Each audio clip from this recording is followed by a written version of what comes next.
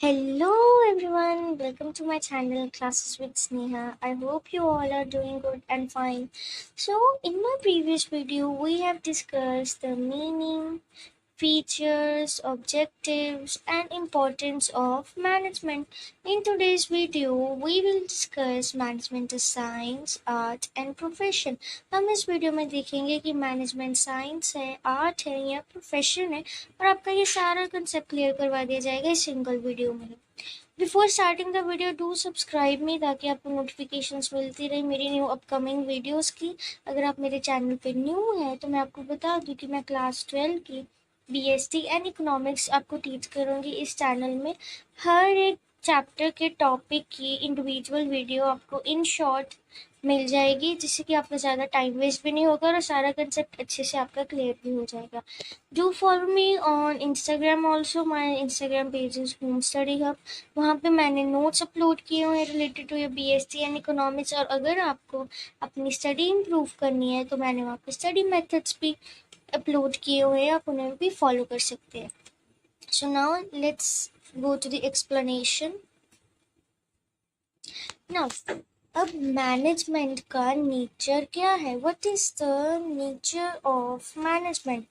Management के 3 types के nature हमें दिखाए गए हैं यहाँ पे। Management as science, management as an art and management as profession.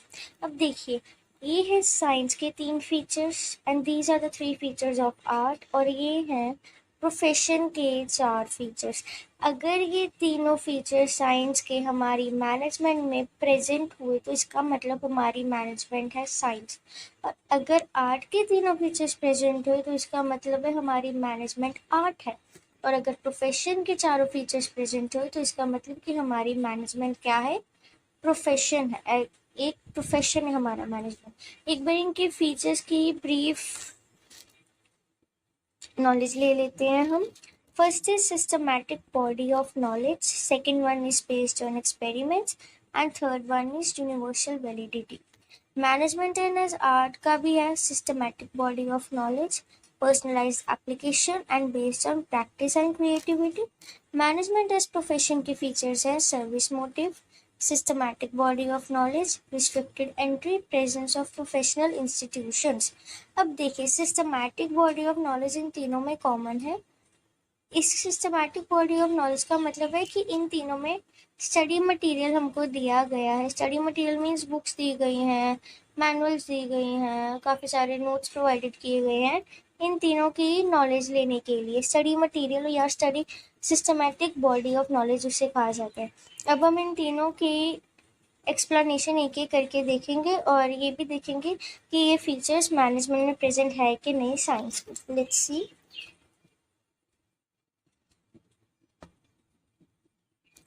Management as science. पहले वी विल सी साइंस क्या होता है। Science is an organised and systematic body of knowledge. Science एक ऑर्गेनाइज्ड और सिस्टमैटिक बॉडी ऑफ नॉलेज है। जैसे मैंने आपको बताया था, बॉडी ऑफ नॉलेज का मतलब है कि स्टडी मटेरियल अवेलेबल होना based on some logical facts and figures. Science क्या है? साइंस नॉर्मली एक लॉजिकल फिनोमेना है जो हर एक चीज़ की अकरेंस के पीछे वजह ढूंढता है, लॉजिक ढूंढता है कि ये चीज़ क्यों हैपन हो। So this is the definition of science. अब हम देखते हैं फीचर्स और फंक्शंस ऑफ साइंस। ये है सारे हमारे फीचर्स। पहला है systematic body of knowledge. In science systematic and organised study material is available to acquire the knowledge of science. जैसे कि मैंने पहले आपको बताया कि साइंस में सिस्टमैटिक और ऑर्गेनाइज स्टडी मटेरियल, कौन सा स्टडी मटेरियल हो गया साइंस में? बुक्स हो गई, लैब मैनुअल्स हो गई, एक्सेट्रा, जिससे कि आप साइंस की नॉलेज ले सकते हैं, साइंस के बारे में जान सकते हो कि साइंस क्या होता है, उसके डिफरेंट कंसेप्ट को समझ सकते हैं। वैसे ही मैनेजमेंट में भी management also there is availability of systematic and organise study material. Management में भी तो हमको बुक्स प्रोवाइड किए गए हैं related to the concept of the management. हमको नोट्स प्रोवाइड किए जाते हैं ताकि हम जो मैनेजमेंट का कंसेप्ट है हमें अच्छे से पता चल जाए, मैनेजमेंट के प्रिंसिपल्स क्या होते हैं। तो इसका मतलब है कि स्टडी मटेरियल मैनेजमेंट में भी अवेलेबल है ताकि हम मैनेजमेंट की भी नॉलेज ले सकते हैं। So at the end we can say that कि ये वाला फीचर जो साइंस का है वो मैनेजमेंट में प्रेजेंट है। Second one is based on experiments. ये जो साइंटिफिक प्रिंसिपल्स है ना, वो कुछ एक्सपेरिमेंट्स और ऑब्जर्वेशंस के थ्रू डेवलप किए जाते हैं।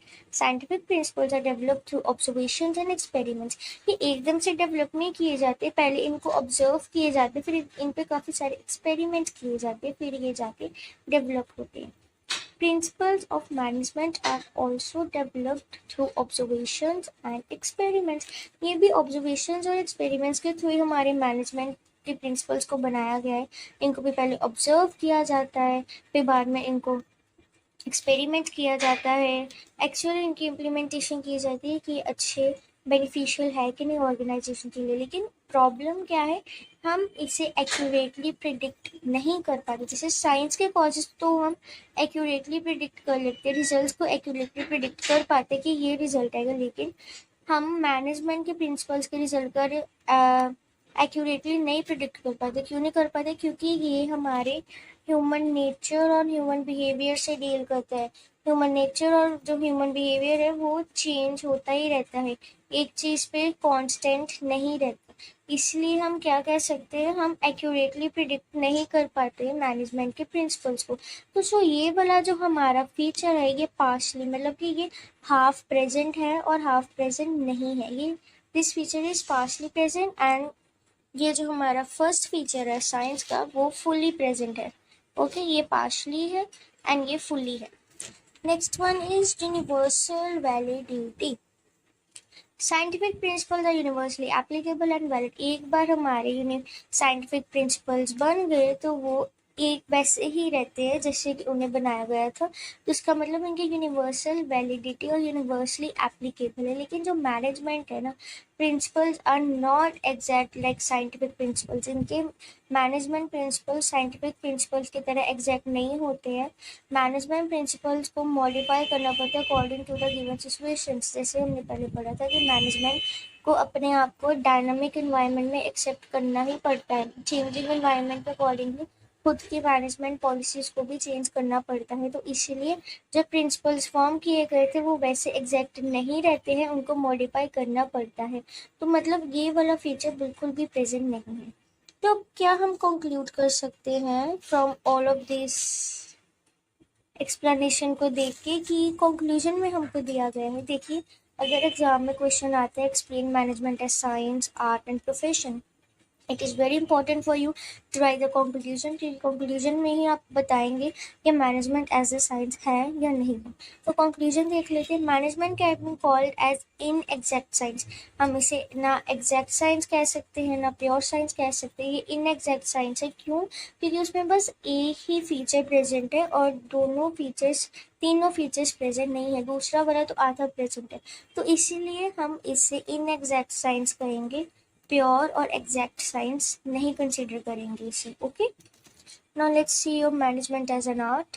ये बहुत इजी कंसेप्ट है, देखने में टफ लग रहा है, लेकिन जब एक बार आपको इनकी अंडरस्टैंडिंग हो जाएगी तो आप खुद से सॉल्व कर पाएंगे केस स्टडीज भी। Management as an art. Art is क्या है, हम पहले देखेंगे आर्ट क्या है। Art is a systematic body of knowledge. मतलब कि इसमें भी स्टडी मटेरियल अवेलेबल है जिसमें स्किल्स लगते हैं, क्रिएटिविटी लगती है, प्रैक्टिस और परफेक्शन लगती है। आर्ट क्या होती है? म्यूजिक भी एक आर्ट है, डांस भी एक आर्ट है, नॉर्मल आर्ट पेंटिंग भी तो एक आर्ट ही है। तो इन तीनों में क्या लगता है? स्किल्स लगता है, क्रिएटिविटी लगती है, प्रैक्टिस लगती है, ताकि हम उस फील्ड में परफेक्ट हो जाए। अब इसके फीचर्स क्या है आर्ट के? First is systematic body of knowledge, that there is systematical and organised study material available to acquire the theoretical knowledge of art. जैसे कि साइंस में था, इसमें भी सिस्टमैटिकल और ऑर्गेनाइज स्टडी मटेरियल अवेलेबल है ताकि हम आर्ट के थ्योरेटिकल नॉलेज ले पाएँ। म्यूजिक में भी काफ़ी सारे मतलब आप देख सकते हैं स्टडी मटेरियल्स अवेलेबल है, जिससे कि हमें डिफरेंट डिफरेंट राग्स की नॉलेज मिलती है। अब मैनेजमेंट में भी तो systematic and organised body of knowledge available है ताकि हम मैनेजरियल स्टडीज़ को पढ़ सकें। मैनेजरियल स्टडीज़ मीन्स कि हमें कैसे मैनेजमेंट को कैरी आउट करना है उसके रिलेटेड होती हैं। तो मतलब ये पहला फीचर तो प्रेजेंट है। Next one is personal application. Art requires personalized skills and creativity to be applied by the artist. देखिए, जैसे कि मैंने आपको बताया, कोई डांसर हो गया, म्यूजिशियन हो गया, आर्टिस्ट हो गया, वो सेम ही जैसे कि अगर कोई डांसर है तो वो सेम ही स्टेप्स की नॉलेज लेगा, म्यूजिशियन है वो सेम ही अपने राग्स को याद करेगा, आर्टिस्ट है वो सेम थ्योरेटिकल नॉलेज लेगा आर्ट की, लेकिन उस चीज़ की जो एप्लीकेशन है, जब उस चीज़ को अप्लाई करेंगे, वो चीज़ उनकी स्किल्स और क्रिएटिविटी पे डिपेंड करती है। तो क्या रिक्वायर करती है, स्किल्स एंड क्रिएटिविटी जो आर्टिस्ट को अप्लाई करनी ही होती है। तो मैनेजर्स भी क्या करते हैं, मैनेजर्स भी सेम मैनेजमेंट प्रिंसिपल्स याद करते हैं, लर्न करते हैं अपनी बुक से, बट जब वो इसका यूज़ करते हैं ना डिफरेंट सिचुएशन पे, तो उस चीज़ का यूज़ डिपेंड करता है एफिशिएंसी, एक्सीलेंस और इंटेलिजेंस पे मैनेजर की। जितना ज़्यादा मैनेजर एक्सीलेंट होगा, इंटेलिजेंट होगा, उतना अच्छे से वो मैनेजमेंट को हैंडल कर पाएगा, मैनेजमेंट प्रिंसिपल्स को वो इम्प्लाई कर पाएगा। मतलब कि आर्ट का सेकंड फीचर भी अवेलेबल है मैनेजमेंट में। Third one is based on practice and creativity. Artist requires regular and constant practice to be more fine and perfect. हाँ, अगर आप कोई पेंटर हैं, आप तो आपको रोज़ ही प्रैक्टिस करनी पड़ेगी, कांस्टेंट प्रैक्टिस करनी पड़ेगी, रोज़ प्रैक्टिस करनी पड़ेगी, ताकि आपकी पेंटिंग्स और भी अच्छी और परफेक्ट हो. म्यूजिशियन है, आपको अपने वोकल कॉर्ड्स पे आप अपने काम करेंगे, ताकि आपकी जो सिंगिंग वो स्किल्स है वो अच्छी हो पाए, ठीक है. और जो अगर आप एक डांसर है तो आप अपने स्टेप्स पे ध्यान देंगे रेगुलरली, ताकि आपकी बॉडी और फ्लेक्सिबल हो जाए. तो ये है कि हम आर्टिस्ट को भी रिक्वायर रेगुलर और कांस्टेंट प्रैक्टिस करनी ही पड़ती है फाइन और परफेक्ट करने के लिए. वैसे ही in the same way with experience, जैसे जैसे मैनेजर का एक्सपीरियंस बढ़ता जाता है, उसके मैनेजरियल स्किल्स जो है वो भी इम्प्रूव होते रहते हैं, वो भी एफिशिएंट होते रहते हैं, ठीक है. उनको भी एक्सपीरियंस की ज़रूरत होती है, उनको भी प्रैक्टिस की ज़रूरत होती है, प्रैक्टिस करेंगे फिर ही एक्सपीरियंस मिलेगा, जिससे कि उनके मैनेजरियल स्किल्स इंप्रूव हो जाते हैं. तो इसका मतलब ये वाला फीचर भी प्रेजेंट है. अब देखिए, तीनों के तीनों आर्ट के फीचर्स मैनेजमेंट में प्रेजेंट है. तो हम कंक्लूजन में क्या लिखेंगे, that on comparing we can conclude that all features of art are present in management, so we can call management as an art. मतलब कि हमने सारे कंपैरिजन करने के बाद हमने ये कंक्लूड किया है कि आर्ट के ये जो सभी फीचर्स हैं मैनेजमेंट में प्रेजेंट है. तो आर्ट को, तो मैनेजमेंट को हम एज एन आर्ट कंसिडर कर सकते हैं. Now let's see your profession. Management as profession. Now, before going to the features, we will understand.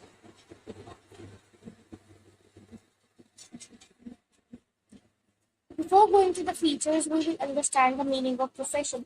Profession क्या होता है कि एक ऑक्यूपेशन होती है. ऑक्यूपेशन जैसे कि आप क्या हो, आप लॉयर हो, डॉक्टर हो, इंजीनियर हो, ब्यूटिशियन हो, क्या हुआ. प्रोफेशन एक ऑक्यूपेशन होती है जिसमें एंट्री रिस्ट्रिक्टेड होती है. एंट्री रिस्ट्रिक्टेड होती है क्योंकि इतनी आसानी से कोई डॉक्टर या इंजीनियर तो बन नहीं जाता है, एग्जाम्स देने पड़ते हैं, डिग्री करनी पड़ती है, इसलिए तो कोई प्रोफेशन में एंटर होता है. और इसमें भी सिस्टमैटिक बॉडी ऑफ नॉलेज है. Alright, now let's C the meaning of its features. Systematic body of knowledge. In every profession there is systematic body of knowledge to acquire knowledge of that profession. अब देखिए, अगर किसी को doctor बनना है तो उसके लिए MBBS, उसके लिए डॉक्टर्स की बुक्स अवेलेबल हैं, प्रैक्टिकल्स अवेलेबल हैं, और उनकी प्रैक्टिस भी करवाई जाती है ताकि वो डॉक्टर बन पाए, उस चीज़ के रिगार्डिंग, उस प्रोफेशन के रिगार्डिंग नॉलेज ले पाए. मैनेजमेंट में भी large numbers of books available हैं ताकि जो मैनेजरियल स्किल्स हैं के बारे में कोई भी पर्सन जान पाए और एक अच्छे मैनेजरियल स्किल्स डेवलप कर पाए. ओके, तो ये वाला फीचर अभी प्रेजेंट है मैनेजमेंट में. दूसरा है हमारा रिस्ट्रिक्टेड एंट्री. रिस्ट्रिक्टेड एंट्री का क्या मतलब होता है कि हर एक प्रोफेशन में जो एंट्री होती है, the entry to a profession is restricted through an examination और डिग्री. अब देखिए, अगर किसी भी प्रोफेशन को परस्यू करना है तो फिर उसके लिए हमको डिग्री चाहिए ही होती है. अगर डॉक्टर बनना है तो उसके लिए MBBS की डिग्री होनी बहुत ज़्यादा ज़रूरी है. लॉयर बनना है तो आपके पास LLB की डिग्री होना भी ज़रूरी है. सेम विद इंजीनियर्स बनना है तो आपको BTech की डिग्री रहना भी बहुत ज़्यादा ज़रूरी है. तो या फिर कई ऐसी प्रोफेशंस होते हैं जिसमें एग्जामिनेशंस भी रिक्वायर्ड होती हैं। For example doctor requires MBBS degree for practice. एक पर्सन को तभी प्रैक्टिस करने देंगे डॉक्टरी की जब उसके पास एमबीबीएस की डिग्री होगी, फिर ही उसे वो डॉक्टर का प्रोफेशन परस्यू करने दिया जाएगा। No legal restriction on appointment of manager, लेकिन मैनेजर को जब कोई अपॉइंट किया जाता है तो कोई भी लीगल रिस्ट्रिक्शन नहीं है, ना ही उसकी क्वालिफिकेशन देखते हैं, ना ही उसकी क्वालिफिकेशन देखी जाती है और ना ही उसे कोई एग्ज़ाम दिया जाता है।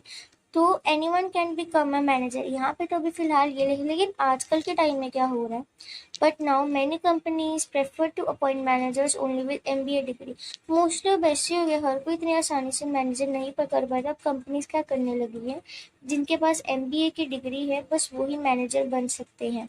तो अभी तो ये फीचर कह रहे, so presently this feature is not present, अभी ये फीचर प्रेजेंट नहीं है, but can be present in future, future में ये फीचर प्रेजेंट हो सकता है।